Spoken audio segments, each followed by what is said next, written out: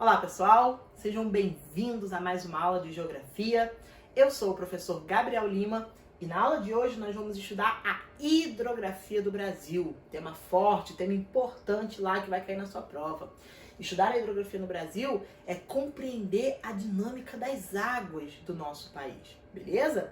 Então espero que vocês gostem, espero que vocês tirem todas as suas dúvidas nesse tema, que é um tema muito importante. Fiquem atentos aos nomes, aos conceitos que nós vamos colocar aqui e compreender melhor, o uso, a utilização da água no nosso país. Bom, convido vocês para começar, questionando o que seria a hidrografia. Se a gente vai falar em hidrografia do Brasil, primeiro a gente tem que entender o que de fato é hidrografia.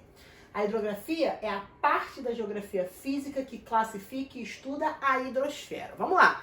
Nessa frase aí nós temos duas palavras importantes, Hidrosfera e geografia física. Vamos lá, primeiro geografia física. Quando a gente fala em geografia, a gente tem que lembrar que a geografia ela pode ser classificada, dividida em, de um lado, a geografia física e do outro, a geografia humana. A geografia física é aquela que vai lidar com os aspectos físicos da Terra, com os aspectos naturais, com os elementos naturais da Terra. Agora, a geografia humana, o nome já diz, lida com as questões sociais, com as questões culturais, com as questões humanas. Mas fiquem atentos, por quê? Porque toda vez que a gente falar em geografia, por mais que ela possa ser dividida para um melhor estudo em geografia física e em geografia humana, a gente não pode esquecer que o objeto de estudo da geografia, que é o espaço geográfico, ele relaciona sociedade e natureza. Então, ele de alguma forma relaciona a geografia física e a geografia humana. Então, por mais que a nossa aula de hoje ela tenha uma ênfase maior na hidrosfera, que faz parte da geografia física, a gente não vai deixar de lado a geografia humana. Nós também vamos aprender os aspectos humanos, que estão sendo relacionados com a hidrografia, com a hidrosfera. Bom, geografia física, ok? E hidrosfera, professor? O que seria então hidrosfera? Hidrosfera é a camada de água da Terra composta por rios, lagos, mares e oceanos. Ou seja, hidrosfera é a camada de água da Terra. A gente tem que lembrar que a Terra ela é formada por camadas, Nós temos a litosfera, que é a camada de rochas, nós temos a atmosfera, que é a camada de gases, e a hidrosfera, o próprio nome já diz, hidro, é a esfera, é a camada de água da Terra, que vai ser formada pelos lagos, mares e oceanos, e é nela que nós vamos ter o ciclo hidrológico, o ciclo da água. Olha aquele esquema ali, mostrando aquele ciclo. Para a gente entender a dinâmica da hidrosfera, a dinâmica da água, a gente tem que relembrar o ciclo hidrológico. Quando a gente, num processo de evapotranspiração, a gente tem a água evaporando até a atmosfera, depois passando por um processo de condensação, formação de nuvens, depois seguido por um processo de precipitação, em que a gente tem a queda da água novamente para a superfície, para a litosfera, e por último, ou iniciando novamente, uma vez que é um ciclo, a infiltração e o escoamento. A infiltração seria a água se infiltrando no solo, formando os grandes reservatórios de água. E o escoamento seria a formação dos rios. Aí você me pergunta, professor, o que isso tem a ver com a hidrografia do Brasil? Pois é, se o calor vindo do sol, que aquece, promove a evapotranspiração, é um grande potencial para esse ciclo hidrológico, a gente tem que lembrar que o Brasil está localizado numa zona de climas quentes. E aí nós vamos ter uma grande abundância de água sendo relacionada com o seu clima. Ou seja, a gente vai ter uma grande abundância de escoamento e de infiltração de água nos solos brasileiros. Automaticamente nós temos grandes aquíferos, que são as águas subterrâneas, e grandes rios, que são os rios que compõem aí a hidrografia do Brasil, beleza? Vamos entender então melhor essa hidrografia brasileira? Aqui a gente tem um esquema dos rios, dos principais rios brasileiros fluindo, As águas fluindo, o escoamento das águas brasileiras. E aí, o Brasil, ele é um país rico em rios e águas subterrâneas, como eu já disse, Então nós vamos ter uma grande abundância, tanto de rios quanto de águas subterrâneas, porém pobre em lagos, tá? A gente tem alguns países, como Estados Unidos, Canadá, que tem uma grande abundância de lagos, mas não é o caso do Brasil, não, beleza? O Brasil, o grande forte dele, o grande barato, além de um grande litoral, a gente não pode esquecer isso, que o Brasil é banhado pelo oceano, e aí, Pacífico ou Atlântico? Cuidado com isso, que às vezes você confunde. O Brasil é banhado pelo Oceano Atlântico, beleza? Então, além desse oceano, né, nós temos aí a grande abundância de rios e a grande abundância de águas subterrâneas, de aquíferos. Bom, mas por que tantos rios, professor? Por que essa abundância toda? Falei com vocês agora há pouco, lá quando eu estava mencionando, relembrando com vocês o ciclo hidrológico. A manutenção dos rios brasileiros, né, as águas dos rios brasileiros, vem justamente de onde? Das águas pluviais. O clima quente, que promove grandes chuvas, e aí vai abastecer esses rios. A gente tem que lembrar que o clima da maior parte do Brasil, seja lá o clima equatorial, seja o clima tropical, tropical litorâneo, são climas o quê? Quentes e úmidos. Automaticamente, a manutenção desses rios vai se dar justamente pelas águas pluviais, que são as águas da chuva. Não confunda, ó, se na prova de você cair o termo pluvial ou o termo fluvial, cuidado para não confundir os dois. Pluvial se refere à água da chuva. Agora, toda vez que vier o termo fluvial, aí sim tá falando de água de rio, beleza? Pluvial é diferente de fluvial. Bom, mas aí eu coloquei aqui, ó. Embora a manutenção dos rios seja dada sobretudo pelas águas pluviais, pelas águas da chuva, existe uma exceção, que é o Rio Amazonas. O Rio Amazonas ele é um caso um pouquinho diferente. Embora as águas da chuva também sejam importantes para ele, a nascente dele ela se dá de uma outra forma, que eu vou falar daqui a pouco quando a gente estiver falando de fato sobre o Rio Amazonas. Beleza? Tranquilo? Show! Bom, o Brasil também, ele possui muitos rios perenes e alguns intermitentes. Importante lá para a prova de vocês, para não confundir esses dois termos. Ó, toda vez que eu estiver falando de rio perene, tá? É um rio que permanece cheio ao longo do ano inteiro. É um rio que nunca seca, tá? Então, perene é aquele que está sempre fluindo, beleza? Geralmente os rios aqui do Sudeste, né, do litoral, eles são sempre assim, estão sempre fluindo.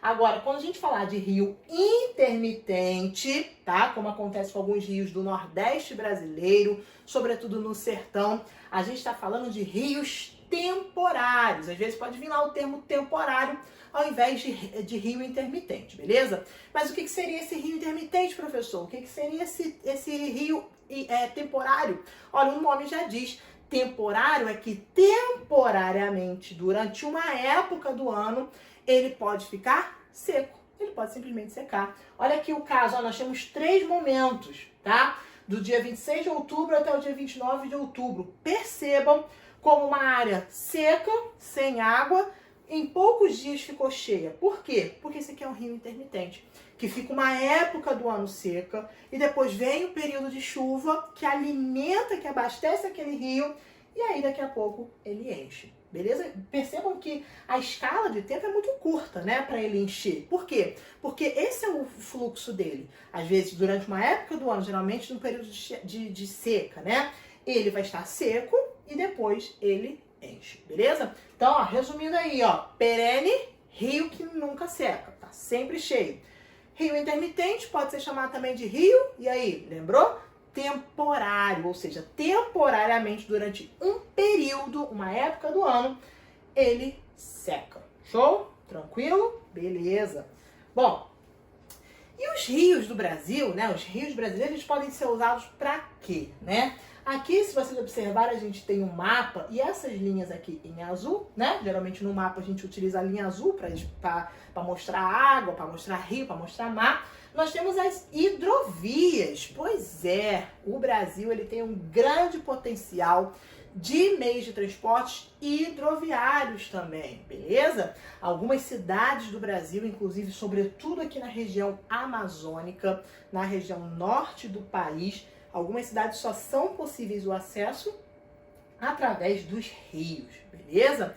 Então, durante muito tempo, esses rios, eles serviram, eles foram muito importantes até para o próprio escoamento da produção, tá? Da produção no Brasil, né? Se a gente voltar lá na história do Brasil e acompanhar os ciclos econômicos, né? Como o ciclo da mineração, como o ciclo da cana, os rios, eles tiveram um papel importante, tanto para o desbravamento das novas terras, tá? Quanto para o deslocamento, o escoamento desses produtos, da produção, beleza? Mas não é só de hidrovias que o brasileiro, né, que o Brasil usa a água, não. Ele também vai usar, ó, para a construção de hidroelétricas. O que seria isso? Seria uma geração de energia renovável, que é positivo, que é bom, né? Geração de energia renovável a partir da água dos rios. Vamos entender melhor isso? Vamos! Olha ali, ó, naquele mapa ali, o que tiver em roxinho, é o potencial hidrelétrico do Brasil, ou seja, é a quantidade de hidrelétricas, tá, que eu tenho no Brasil. Ó, tem uma grande quantidade, sobretudo aqui, ó, no centro-sul do Brasil, tem algumas no Nordeste, chegando ali para o norte do Brasil em menos quantidade, tá? A hidrelétrica, ou melhor, as hidrelétricas, elas podem ser tanto nesse modelo aqui de hidrelétrica com reservatório, tá? Quanto nesse modelo aqui que acompanha o curso do rio, tá? Geralmente as hidrelétricas elas vão dar, obviamente, né? A construção delas vão ser em áreas em que eu tenho rios perenes, rios que se mantêm, porque não adianta eu gerar energia com rio que seca, né? E geralmente em áreas de rio com desníveis, tá? Em rios geralmente de planalto. Eu vou ter rios de planalto, que são rios, né, de áreas mais altas, e vou ter rios de planície, que são rios de áreas mais baixas. Geralmente, para a geração de energia elétrica, vai, obviamente, dar o valor maior aos rios de planalto, porque é a queda d'água que vai gerar força para mover as turbinas lá de uma hidrelétrica. E aqui, geralmente, essa construção de reservatório, né, também ela vai ser muito utilizada na construção de hidrovias no Brasil, ou melhor, desculpa, de hidrelétricas no Brasil. E mais, a gente não pode esquecer os impactos que essas hidrelétricas causam. Mas vamos deixar isso para nossa aula em que a gente vai ver os impactos ambientais no Brasil, tá? Vamos deixar para a gente ver depois, mas a gente não pode deixar de esquecer que quando eu estou construindo uma hidrelétrica, eu estou mudando totalmente a dinâmica daquele local. Eu estou mudando a dinâmica natural dali. Então eu posso afetar tanto o ecossistema local quanto as populações ribeirinhas. Toda vez que eu falar em população ribeirinha, eu estou falando de população que vive o quê? Beirando esses rios. Populações que vivem próximas a esses rios. Então, essa construção de hidrelétricas é um caso também a ser estudado, é um caso também a ser discutido. Vocês precisam ter um senso crítico para isso, tá? Porque pode vir lá na prova de vocês. Então, mas vamos deixar isso para a gente entender melhor a nossa aula de impactos ambientais, tá? A gente aprofunda melhor esse tema. Mas desde já fica aí essa reflexão aí para vocês. Bom, falando então aí agora sobre bacias hidrográficas. Falou em hidrografia brasileira, não pode deixar de entender, não pode deixar de saber o que é, não pode deixar de já ter na ponta da língua o que são bacias hidrográficas. Olha esse esquema aqui, ó. Esse esquema parece até uma folha, né? Uma folha com aquelas linhazinhas da folha, mas não é não. Isso daqui é uma bacia hidrográfica, é um esquema mostrando uma bacia hidrográfica. Vamos entender junto o que é? Bacia hidrográfica, então, é um conjunto. Ó, eu tenho aqui uma área, né, de morro, né, uma área montanhosa, uma área de desnível ali do relevo, tá? E eu vou ter aqui áreas que são divisores de água, ou seja, eu vou ter as nascentes, tá? E por estarem mais altas, as nascentes, essa água vai o quê? Descer. Quando ela desce, ela escoa, né, em direção ao mar e ela começa a formar os rios. Tudo bem, tudo tranquilo até aí. Agora, quando eu tenho um conjunto formado por um grande rio, né, que seria um rio principal, e seus afluentes, pausa, professor, me lembra aí, o que é afluente? Afluente é um rio menor, tá? Não é aquele rio principal, é um rio menor que deságua o quê? Naquele rio principal. Então, observem aqui o esquema, ó. Rio principal, desaguando lá no mar, tá? E tem rios menores que estão o quê? Desaguando nesse rio principal.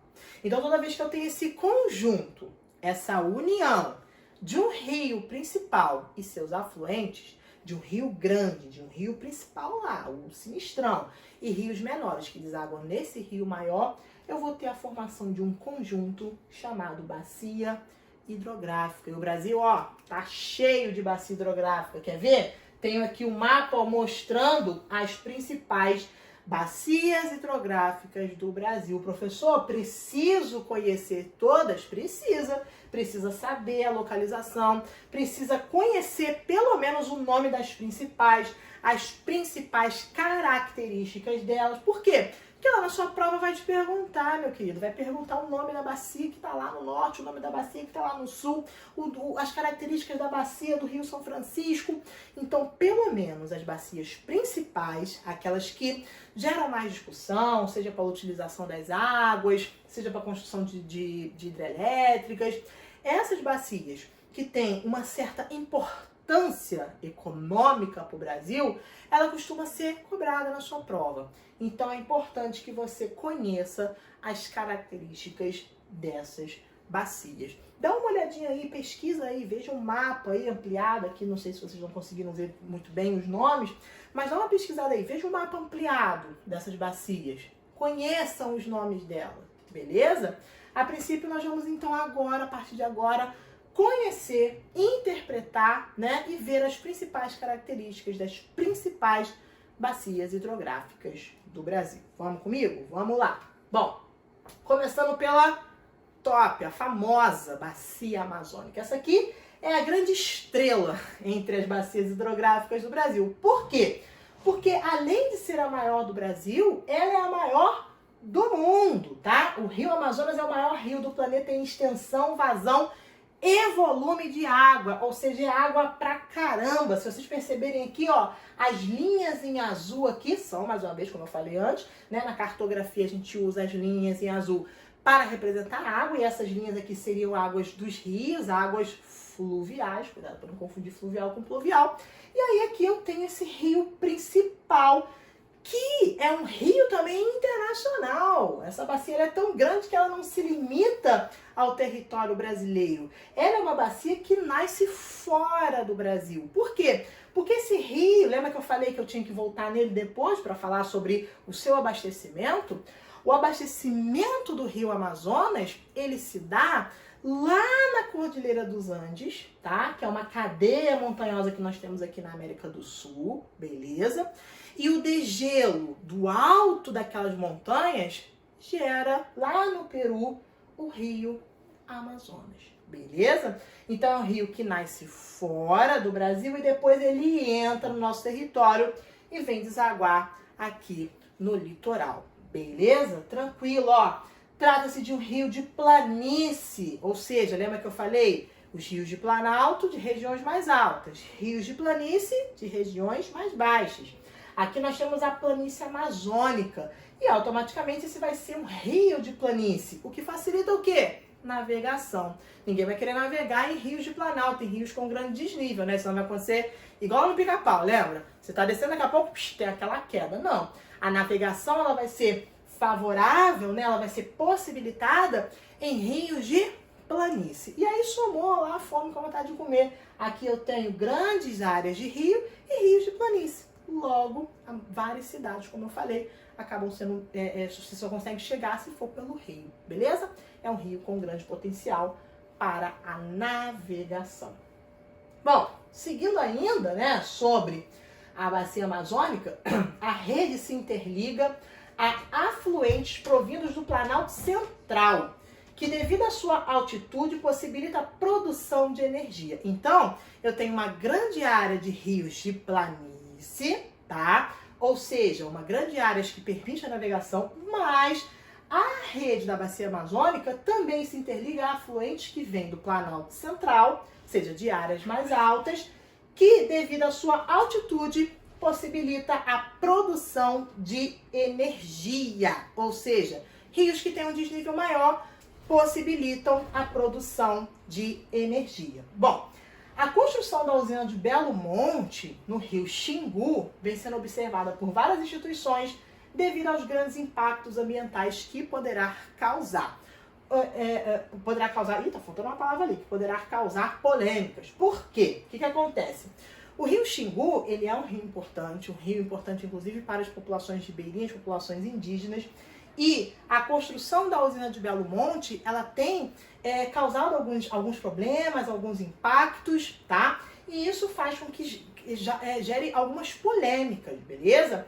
Então, se cair na sua prova sobre a usina de Belo Monte, é porque a gente tem um grande impasse ali das populações tradicionais que vivem nessas áreas, que sobrevivem, que dependem desse rio, que faz parte da bacia amazônica, versus os problemas, os impactos causados pela construção de uma usina hidrelétrica, nesse caso, a usina de Belo Monte. Beleza? Mas como eu falei com vocês, nós vamos ter uma aula para falar sobre os impactos, para falar sobre as questões ambientais, tá? Sobre os impactos ambientais no Brasil, e talvez a gente volte aí nesse tema de forma mais específica. Mas é importante que quando estiver falando lá sobre Belo Monte, sobre Rio Xingu, a gente ainda está falando sobre bacia amazônica.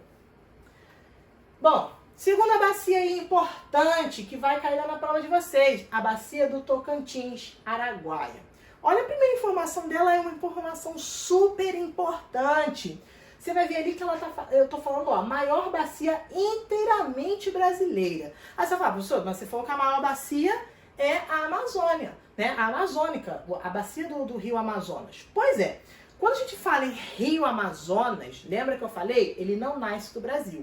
É uma bacia que extrapola o território nacional, tá? Ou seja, ela é uma bacia hidrográfica internacional. Agora, dentro do Brasil, a maior inteiramente brasileira, aquela que nasce e deságua apenas no Brasil, a maior delas, e também tem uma grande importância econômica, é a bacia do Tocantins, Araguaia, tá? Ela também vai ser conhecida por ter a maior ilha fluvial, lembra? Fluvial tem a ver com rio, a maior ilha fluvial do Brasil, que é a Ilha do Bananal, que vocês estão vendo aqui, beleza? Bom, essa bacia, ela acaba interligando a região norte e parte da região centro-oeste, tá? Então, ela vai interligar duas regiões aí, a região norte e parte da região centro-oeste. E ela acaba passando por dois importantes biomas, tá? Do Brasil, que seria o bioma amazônico e o cerrado brasileiro. Show? Então, ó, é um rio, né? São rios que desaguam, né? Que participam, fazem parte dessa bacia, que passam lá, tanto no bioma amazônico, que tem uma grande importância, tanto no bioma amazônico, quanto no cerrado brasileiro. Bom, é nela que está sendo construída a usina de Tucuruí. Lembra, ó, falou em usina, falou em construção de usina hidrelétrica, a gente tem aí polêmica, a gente tem discussão, tá? Lá no Pará, que abastece as atividades de mineração de Carajás e das indústrias de bem de base na região. Então, a construção dessa usina de Tucuruí, ela é estratégica, tá? Dentro dessa bacia do Tocantins-Araguaia. Por quê? Porque ela vai trazer, né? Ela vai abastecer tanto as atividades de mineração nos Carajás, lá no Pará, quanto para as indústrias que a gente vai ter na região. Então, percebam que quando a gente traz as características das bacias, a gente não se prende apenas às características naturais, mas a gente também tem que ver as características humanas, a relação sociedade-natureza ali inserida. Beleza? Show? Então essa daí é a bacia do Tocantins, Araguaia. Bom, seguindo aí também famosinha Bacia Platina. Bacia Platina por quê? É um nome até interessante, porque um dos rios que a gente tem ali vai ser o Rio da Plata, tá? Também é uma bacia internacional, tá? Que ela tem composição de 3 rios afluentes principais, que seriam o Rio Paraná, o Uruguai e o Paraguai. O nome já está dizendo, né, que os rios passam aí também por esses países. Pois é, o principal rio dessa Bacia Platina é o Rio da Plata, né? O Rio da Prata. Plata em espanhol, né, significa, é prata mesmo, são os minerais, né, a mineração, o período da mineração, da descoberta de metais preciosos, né, nesses rios. Então, a busca dos espanhóis de metais preciosos nesses rios ali, localizados sobretudo no sul do Brasil e no rio, naquele rio que hoje compõe a Bacia Platina, fizeram com que eles chamassem, né, aquele rio de Rio da Prata, ou simplesmente Rio da Plata, por isso, Bacia Platina. Como eu disse, é uma bacia internacional, tá? E tem quase todo o percurso encachoeirado, facilitando a construção de hidrelétricas com quase 15 no total. É interessante a gente pensar que é nela que a gente vai ter lá a Foz do Iguaçu, né? Lá o encontro ali da tríplice fronteira entre Brasil, Argentina e Paraguai. E é ali que nós vamos ter as famosas cataratas do Iguaçu, né? Vocês devem lembrar disso. E vocês já devem, possivelmente você até já foi, já visitou, já tive a oportunidade de ir, e é um lugar sensacional. E nessa região nós vamos também ter grandes bacias hidrelétricas, grandes usinas hidrelétricas, e dentre essas usinas nós vamos ter a usina binacional de Itaipu. Binacional, dois nomes, ó, dois termos, binacional. Por quê? Duas nações. É uma usina hidrelétrica que é dividida entre o Brasil e o Paraguai. Então, ó, destaque para a usina binacional de Itaipu, de grande importância para o centro-sul do Brasil e para o Paraguai. O Paraguai é um país pequenininho e essa usina ela acaba sendo bastante favorável para o Paraguai. Por quê? Porque ela acaba sendo muito utilizada, né? A energia que é gerada ali acaba abastecendo todo o centro-sul do Brasil. Então acaba que o Brasil ainda utiliza mais que o Paraguai. Então o Brasil meio que paga um pouquinho, né, por usar mais para o Paraguai. Então é uma usina também de importância para o próprio funcionamento das atividades econômicas aqui no centro-sul brasileiro, beleza? Que abastece as indústrias de Rio, São Paulo e tudo mais. Bom, temos também a chamada Bacia do Rio São Francisco, a Bacia do Velho Chico, tá? A Bacia do Rio São Francisco vai ser uma bacia muito interessante, por quê? Deixa eu adiantar aqui. Não, tá aqui mesmo. A Bacia do Rio São Francisco, ela vai ser interessante porque ela passa justamente na região do sertão nordestino. Lembra que eu falei com vocês que lá no sertão, geralmente a gente tem mais rios intermitentes, rios temporários. Mas nesse caso aqui, o chamado Velho Chico, né, que é o Rio São Francisco, ele é um rio perene e ele passa justamente na região do sertão. É um dos poucos rios lá que são perenes. Porém, ele não nasce lá não, tá? O fluxo dele, ele nasce, na verdade, em Minas Gerais, tá? E depois ele só vai desaguar lá no Nordeste. Então, no sentido, né, norte e sul, ele nasce aqui no Sudeste e sobe, né, entre aspas, para o Nordeste brasileiro, que é onde ele deságua. O fato dele ser um rio perene, né, o fato dele ser um rio que nunca seca, criou, né, gerou a construção da transposição do Rio São Francisco. O que seria essa transposição, professor? Essa transposição seria uma integração do rio, desse rio principal, a outros rios, a uma criação de canais que levaria a água do Rio São Francisco para rios que secam ou para áreas que não têm rio. Ou seja, um rio que passa na região do sertão levaria água para, né, as regiões de seca, para as regiões que não têm um abastecimento hídrico, beleza? Por que que é um problema? Qual seria o problema disso daí? Porque eu posso causar um impacto tão grande nesse rio e levar até mesmo a transformar o Rio São Francisco, que é um rio perene, em um rio intermitente. Então essa obra acaba também causando aí uma certa polêmica, uma certa discussão, beleza? Então falou em Rio São Francisco, lembrou dessa transposição, lembrou do seu nascimento, né, da nascente aqui no Sudeste, indo em direção ao Nordeste brasileiro, beleza? Show? Bom, como eu falei no início da nossa aula, né? Falou em hidrografia do Brasil, pensou na grande abundância de rios, né, no nosso país, mas também na questão das águas subterrâneas, ou seja, nos aquíferos, tá? Águas subterrâneas são aquelas águas, o nome já diz, né, que estão localizadas no subterrâneo, no subsolo. E no Brasil nós vamos ter dois grandes aquíferos também de suma importância para a economia, para o abastecimento de água no Brasil. O primeiro deles é o aquífero Alter do Chão, que fica localizado aqui no norte do Brasil, tá? Ele é menor do que esse que está localizado aqui no sul do Brasil, que é o aquífero Guarani, Porém, em termos de profundidade, o alter do chão ele acaba sendo mais profundo, tá? Mas em termos de tamanho mesmo, de volume, né? De água, o alter do chão é maior, mas de tamanho, o aquífero Guarani ele acaba sendo maior. Então, esses são os dois principais aquíferos do Brasil.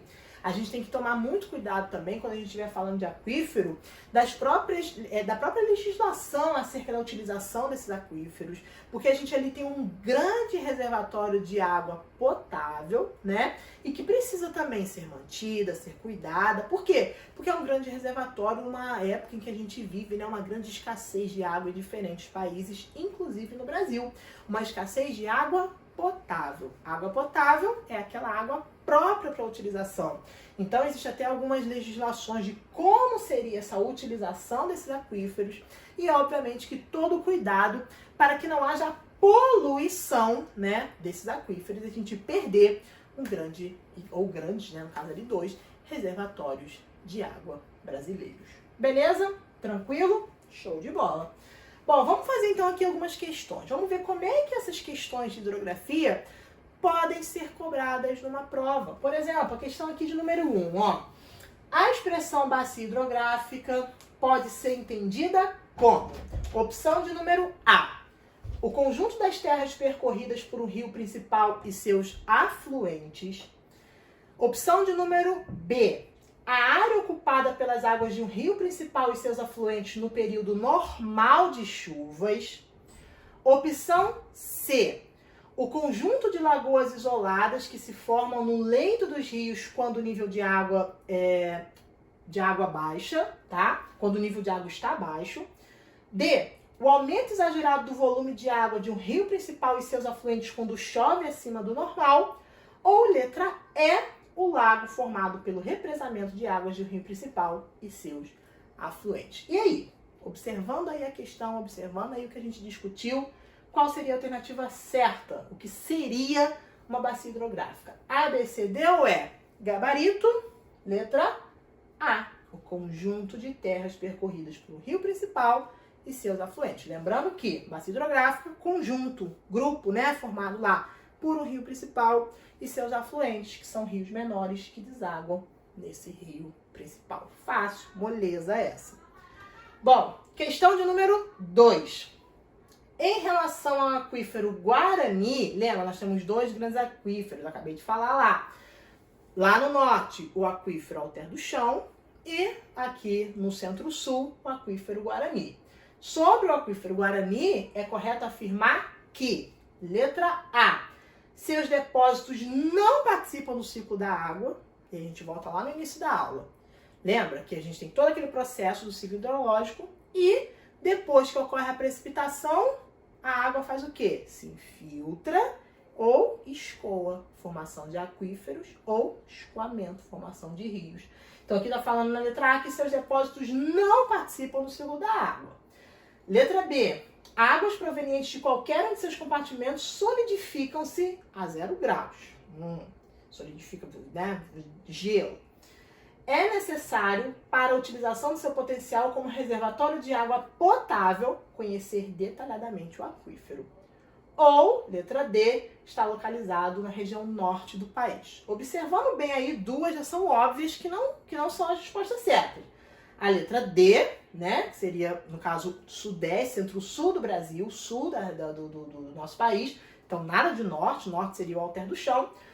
Ou a letra A, que fala que não participa, claro que participa. Então a gente fica entre a letra B e a letra C. Às vezes pode ir uma questão que você fala assim, essa aqui tá meio certo. Meio certo não é 100% certo. Entre a B e a C, aquela que melhor se enquadra na discussão acerca do aquífero Guarani, aquela que faz mais sentido seria a letra C, né? Vamos ver aí o gabarito, ó, letra C. É necessário para a utilização do seu potencial como reservatório de água potável conhecer detalhadamente o aquífero. Eu preciso conhecer aquelas águas para quê? Para não ter o risco de poluir e a gente perder aquela água potável, aquele grande reservatório de água. Bom, olha essa questão aí também boa, ó, uma questão que parece grandona, mas pequenininha, super simples, bem direta. Com cerca de 7 milhões de quilômetros quadrados, essa é a maior bacia hidrográfica do mundo. compreendendo porções dos territórios do Peru, Colômbia, Equador, Venezuela, Guiana, Bolívia e Brasil. Pausa. Já estamos falando aí de uma bacia hidrográfica que, além de ser maior do mundo, ela é o quê? Internacional. Lembrou de alguma? Vou nem falar nada, com certeza você já sabe a resposta. Possui grande potencial de navegação e os seus rios principais são Rualaga, Napo, Xingu, Negro, entre tantos outros. Ó, lembrou do Xingu? Lembra que eu falei? Pois é. Essas características são de qual bacia? Bacia de São Francisco, Tocantins, Araguaia, Parnaíba, Amazônica ou Paraná? E aí? Tempo para você pensar? Nem precisa, né? Muito fácil essa. E aí, alternativa B, bacia amazônica. Maior bacia, né? E internacional. Bom, olha essa questão aí também, ó. Chuchu, beleza? Tranquilíssima. Ó, se ela cair na sua prova, você gabarita a prova de tão fácil que ela tá. Com aproximadamente 2,8 mil quilômetros de extensão, o Rio São Francisco, lembra do Rio São Francisco, o velho Chico, a importância dele, aquele debate lá da transposição e tal, percorre vários estados brasileiros, em especial os nordestinos. Então a gente já está falando, né, que o Rio São Francisco, ele percorre ali estados nordestinos, ou seja, é um rio que passa ali pelo Nordeste. Marque a alternativa que indique o estado onde se localiza a nascente do Rio São Francisco. Lembra que eu falei com vocês? O rio, ele deságua no Nordeste, mas a nascente dele é aqui no Sudeste. Em qual estado, particularmente? Fácil também, né? No estado de Minas Gerais, que é onde nasce o Rio São Francisco. Boa também essa, ó, falando sobre hidroeletricidade. Ó, a produção de hidroeletricidade, o local, né, depende primeiramente da energia solar. Como assim? Claro, né? Porque o abastecimento do rio, para acontecer o ciclo hidrológico, é preciso de luz e calor do sol. Pois as águas vão das localidades mais baixas para as localidades mais altas pela evaporação e posterior precipitação. Olha a importância aí do ciclo hidrológico na hidrografia, no funcionamento, no movimento do rio. Baseado nesta introdução, assinale a única opção que indica o melhor local para a produção de hidroeletricidade. E aí, qual é o melhor lugar para a produção de energia hidrelétrica? A. Rios localizados em terrenos planos. B. Rio localizado em regiões de clima quente e com desnível. C. Rio formados em localidade onde as nascentes são intermitentes. Lembra da palavra intermitente? Temporário, ou seja, de vez em quando, né, seca. Ou rios de planície, ou seja, áreas baixas. E aí, letra A, B, C ou D? Fácil essa? Difícil? Acho que é fácil, né? E aí, qual que vocês marcariam?